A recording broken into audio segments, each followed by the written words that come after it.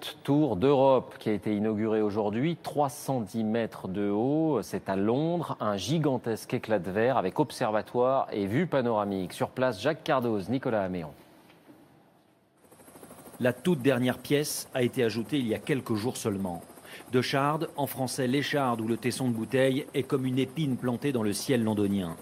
310 mètres, 18 000 tonnes d'acier et de verre, une vue panoramique à 360 degrés.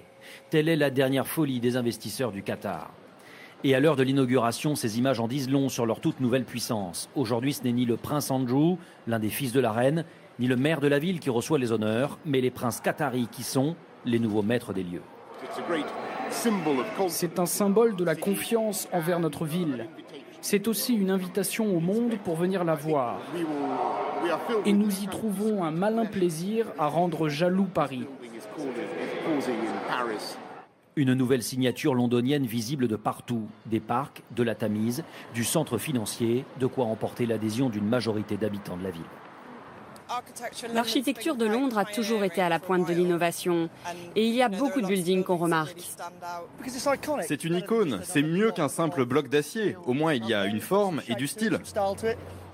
La tour deviendra une ville verticale de 600 000 mètres carrés, de quoi accueillir 12 000 personnes. Parmi les tours habitées d'Europe, Londres devance ainsi deux autres édifices à Moscou.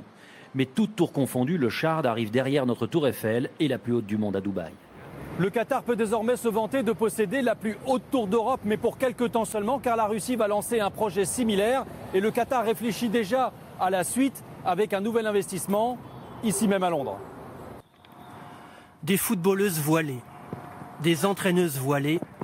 La Fédération internationale de football, la FIFA, a jeté aujourd'hui un voile sur le foot féminin, en autorisant le port du foulard pour les équipes féminines. Les Iraniennes, en orange, que l'on voit ici à l'entraînement, seront heureuses de savoir qu'elles pourront désormais courir après le ballon couvert de la tête aux pieds.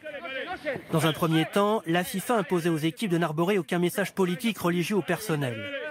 Sous la pression, la FIFA acceptait un compromis. Les joueuses pouvaient jouer avec une casquette, ce qui rendait difficile le jeu-de-tête des demoiselles.